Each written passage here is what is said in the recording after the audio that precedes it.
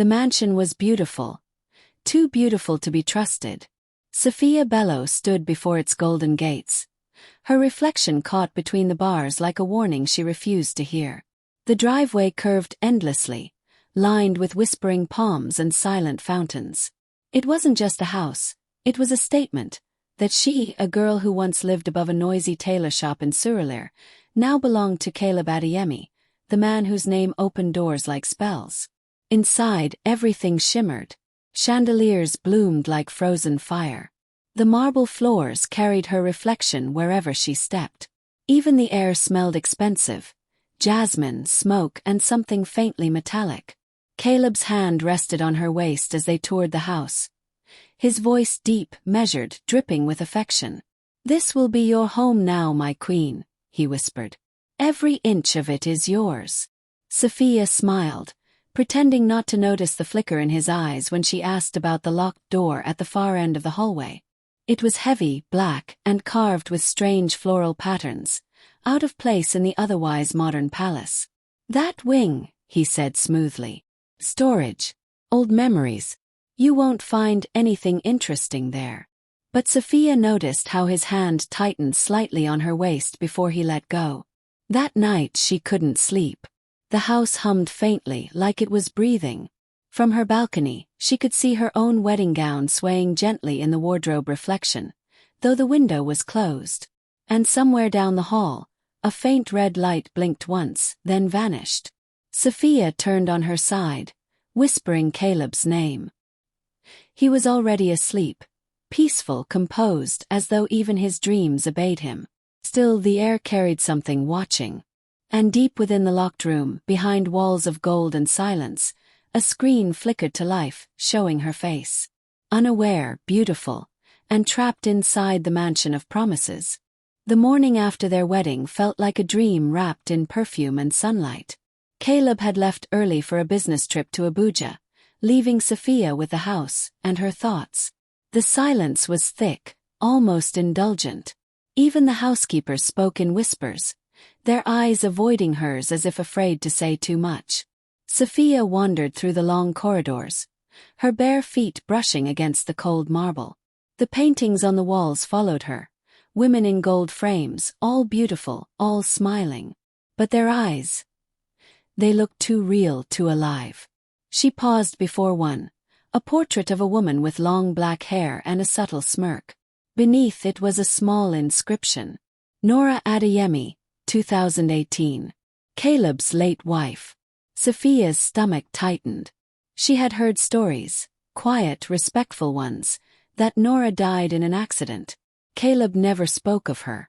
The portrait's smile seemed to mock her now, as if to say, "You're next." Hours later, while exploring the West Wing, Sophia's curiosity led her down a corridor she hadn't seen before. The air was colder there. The floor creaked in places, and the walls carried faint scratches, like nails dragged across plaster. At the end stood the locked black door. To her surprise, it wasn't locked anymore. Her heart pounded as she pushed it open. The room was dark. A faint blue glow pulsed from the corner. Rows of old television screens and dusty shelves filled the space, and on one shelf were dozens of labeled videotapes, each with a woman's name written neatly across the spine. Nora, Angela, Damilola, Femi, and the newest label, Sophia blank. Her breath caught. She picked up the one marked Nora and slid it into the player. Static filled the screen, followed by a woman's trembling face. Nora sat in the same room, her eyes red, her lips painted, her voice shaking. "Caleb, I did everything you asked," she whispered. I smiled. Obeyed. Forgave. "But please, don't make me record another one. I can't keep pretending this house isn't alive." The video cut off with a loud click. Sophia stumbled back, her pulse hammering. For a moment, she swore she heard a whisper, not from the screen but from the shadows. "Welcome home, Sophia." She froze. Then the television flickered again, and a new tape began to play, though she hadn't touched it. On the screen was her own face, standing at the gate the day she arrived. Sophia's body went cold. She stared at the screen, unable to breathe. The footage showed her in that same yellow dress she'd worn the day she moved in, except the camera's angle was different. It wasn't the security feed Caleb had mentioned. It was closer, intimate, as if whoever filmed her had been standing right behind her. She watched herself smile shyly, turning to Caleb as he held the gate open. Then she saw something she didn't remember, a shadow shifting behind her reflection in the car window. Her trembling hands reached for the remote. She hit pause. "Who recorded this?" she whispered. Madame Iriti's voice startled her from behind. "Madam, you shouldn't be here." Sophia turned sharply. The old woman stood at the doorway, eyes wide with fear. Her hands fidgeted with her apron as if holding words she dared not say. "Why is there a tape with my name?" Sophia demanded. "What is this room?" "Please, ma," Madame Iriti's voice cracked. "Don't ask questions that open doors you can't close." Sophia stepped closer, defiant. "Then who recorded Nora? Who recorded me?" But the woman only whispered, "He records everyone he loves." And then she left, quickly, almost running. Sophia sat back down, staring at the paused image of herself. The blue glow from the screen painted her face in ghostly light. Something inside her, a mix of dread and defiance, pushed her to hit play again. This time, the screen shifted to another angle, her sleeping in bed, her hand loosely holding Caleb's. The footage was dated 3 nights ago. She watched herself roll over, murmuring softly in her sleep. Then came her voice, weak, pleading, unaware. "Caleb, please don't leave me. I'll be good. I promise." Her own voice made her sick. She hadn't said that, at least not consciously. Tears filled her eyes as she pressed her palms to her mouth. Suddenly the television flickered again, the picture distorting. The screen went black for a moment, then words appeared, written across the static. "Do not tell him you know." The power cut out. The silence that followed was deafening, until somewhere behind her, the locked door began to close. Slowly by itself. By morning the house seemed reborn. The lights were bright again, the air warm and fragrant with coffee and roses. Caleb had returned from Abuja, full of laughter and soft apologies for leaving her alone. "Did you miss me, my love?" he asked, brushing her hair from her face. Sophia smiled, a small, careful smile. She hid the tremor in her hands by clutching her mug tighter. "Of course." He kissed her forehead tenderly like a man who had nothing to hide. Yet when his fingers trailed down to her neck, she flinched. Caleb noticed, and his eyes lingered, warm on the surface, unreadable beneath. That day he was everything a perfect husband should be. He took her shopping in Lekki, made her laugh over brunch at a rooftop cafe, bought her a necklace that gleamed like liquid moonlight. Everyone they passed saw the couple they appeared to be. Radiant, in love, enviable. But beneath his charm there was rhythm, practiced, deliberate, almost rehearsed. Every gesture, every word seemed timed to keep her from thinking too deeply. That night, as he helped her undress in the golden light of their bedroom, his hands were gentle, his voice low. "You belong here," he murmured. "You're safe with me." She wanted to believe him. But as his lips traced her shoulder, her gaze fell on the mirror across the room, and for the briefest second, a red dot glowed in its corner before disappearing. Sophia's breath caught. "Caleb," she whispered, "do we have cameras in here?" He paused, smiling faintly as if amused. "For security, yes." "Why?" Her throat tightened. "Then why did I see one in the bathroom vent?" The smile vanished. The silence stretched. Then his hand cupped her chin, not roughly, but firmly enough to make her pulse race. "Sophia," he said softly, "you have a curious mind. That's what I love about you. But some things in this house are better left unseen." He kissed her before she could answer, slow and deep, until the question drowned somewhere between fear and desire. Later, when he finally fell asleep beside her, Sophia slipped out of bed. She stood before the mirror again, her reflection trembling, not from cold but from knowing. Behind the glass, she thought she saw movement, a shadow shifting as though something or someone was watching her back. And in that moment, Sophia understood. The perfect husband wasn't perfect at all. He was performing. And the whole house was his stage. The next morning arrived dressed in silence. The air was heavy, and even the curtains refused to move. Sophia woke alone, Caleb's side of the bed perfectly made, as if he'd never slept there. Her eyes drifted to the mirror again. That same red dot blinked once, then went still. She couldn't take it anymore. She pulled the mirror slightly away from the wall and froze. Behind it, a tiny black camera blinked to life. Her reflection fractured into panic. She stumbled backward, hands trembling. Oh God! Heart pounding, she ran down the corridor toward the black room, the one she swore never to enter again. The door was open, almost inviting. The screens inside hummed softly, the air colder than before. There it was, new tape, labeled in neat handwriting. Sophia, Night 7. She stared at it for a long moment, every instinct screaming don't. But curiosity had already become addiction. She slid the tape in. The screen came alive with static, then with her, asleep in bed, wearing the same silk nightdress she'd worn hours ago. The camera was close, too close. It captured her every breath, the slow rise and fall of her chest. Then Caleb appeared, shirtless, sitting beside her. He traced her face with his fingers like a sculptor worshipping his work. His voice was low, almost tender. "You said you'd trust me," he whispered. "You said you wouldn't go near the tapes. Why do you keep making me remind you who's in control?" Sophia's heart stopped. On the screen, her sleeping self stirred as he leaned closer, pressing his lips to her ear. "I love you," he murmured. "Even when you disobey."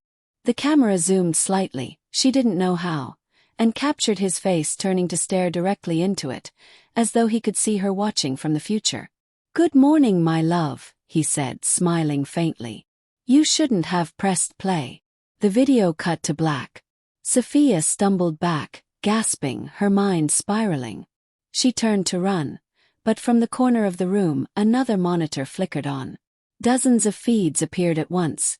The kitchen, the hallway, her dressing room, the balcony, even the bathroom. Everywhere she'd ever felt alone. He had been watching. And on the main screen live, Caleb's car was just pulling into the compound. Panic made her reckless. Sophia darted through the hallway, every mirror now a monster with glassy eyes. The walls seemed to breathe as she moved, whispering echoes of her own footsteps. She hurried to her room, heart racing, and began shoving things into a small travel bag. Her passport, a few clothes, her phone. But when she reached for the wardrobe, the door creaked open by itself. And from the gap between her dresses, a faint red light blinked. Another camera. Her breath came in shallow bursts. She yanked the dresses down and pulled the device free, small and black, wired into the wall like a parasite. For a moment she wanted to smash it, but fear held her hand still. If Caleb saw her destroy it, he'd know she knew. Downstairs she heard his car door shut. The sound was casual, confident, the rhythm of a man who believed he controlled everything he touched. Sophia's mind raced. She couldn't confront him, not yet. She needed proof, something that showed what he'd done, what he'd been recording. She opened the hidden door again, sneaking back into the black room. The monitors glowed softly, like eyes opening. A drawer beneath the desk caught her attention. Inside, she found a small flash drive labeled Confessions Archive. Her pulse quickened. She slipped it into her pocket, shut everything down, and hurried back to her room just as Caleb's footsteps echoed through the hall. "Sophia." His voice was warm, unhurried. "You're awake early." She turned, forcing a smile. "I was just organizing things." He stepped closer, the scent of his cologne thick in the air. "You look tense. Did you sleep well?" "Yes," she lied, her voice barely steady. He brushed a stray curl from her face, eyes soft. "Good. I want you to feel safe here. You know that, right?" She nodded, afraid that if she spoke, her voice would betray her. His hand lingered on her chin a little too long before he turned and walked into the bathroom. Sophia exhaled sharply, her knees weak. She clutched the flash drive in her palm. It felt heavier than metal, like a key to a truth she wasn't ready to face. When the bathroom door clicked shut, she grabbed her phone and typed a message to herself. If I disappear, look inside the mirrors. She hit send and slipped the phone into her bag. Then she caught sight of her reflection again, and realized the camera's red light in the mirror had come back on. And this time it didn't blink. Twatch. By evening the house smelled of rain. Thunder rolled in the distance, shaking the chandelier chains above the marble stairs. Sophia couldn't take the silence anymore. She needed answers. She found Madame Iriti in the servants' quarters, quietly folding laundry by the open window. The old woman jumped when Sophia entered, her wrinkled hands clutching a bedsheet like a shield. "Madam," she whispered, "you shouldn't come here. He'll be angry." Sophia's eyes glistened with fear and defiance. "Then let him. I need to know what this house is, what those tapes are. What happened to Nora?" Madame Iriti's face crumpled. Her eyes darted to the hallway before she shut the door and lowered her voice. "It started with Nora," she began, her tone trembling. "She found the cameras first too. He tried to leave. But every time she packed her bags, something would happen. Her car wouldn't start, her phone would vanish, her parents suddenly went silent. Then she began recording those tapes. Caleb said it was therapy, that he wanted to preserve her truth." Sophia's stomach twisted. "Preserve?" The old woman nodded. "When she stopped cooperating, he locked her in the black room for days. He said she had to finish her confessions, all of them, before she could be free." "Did she ever finish?" Madame Iriti's eyes welled up. "No one ever finishes." Lightning flashed, illuminating the terror on her face. "After Nora, there was Angela, then Funmi. Every one of them swore they'd leave. Every one of them disappeared without a trace. The police came once. Caleb showed them edited tapes that made the women look unstable." Sophia's breath hitched. "And you stayed?" Tears rolled down the woman's cheeks. "He knows where my daughter lives. I can't run." She reached into her apron pocket and pulled out a folded piece of paper. "If you're brave enough to try, go to this address. It's a man who helped Nora once, before she vanished. Don't tell him your name, just show him this note." Sophia took it, her hands shaking. "Why help me now?" Madame Iriti smiled faintly, brokenly. "Because you remind me of my daughter. And because I know what happens next." "What happens next?" Thunder roared outside. The lights flickered. Madame Iriti's eyes darted upward. "He always knows when someone starts to plan." And before Sophia could turn, a low, familiar voice spoke from the doorway. "Knows what exactly?" Caleb stood there, calm, smiling, soaked in rain. His gaze drifted from Sophia to the trembling housekeeper. "What secret are we sharing tonight?" For a moment no one moved. Rain pounded against the windows, the thunder muting every heartbeat in the room. Caleb's smile was the kind that froze blood. Calm, polite, terrifying. "It's late," he said softly. "What are you both doing here?" Madame Iriti stammered something about laundry, her voice shaking. But Caleb's eyes never left Sophia. He stepped closer, his shoes echoing against the tiles. "You've been quiet lately, my love," he murmured. "Exploring, perhaps." Sophia forced herself to breathe evenly. "Just settling in." He brushed a strand of hair from her face.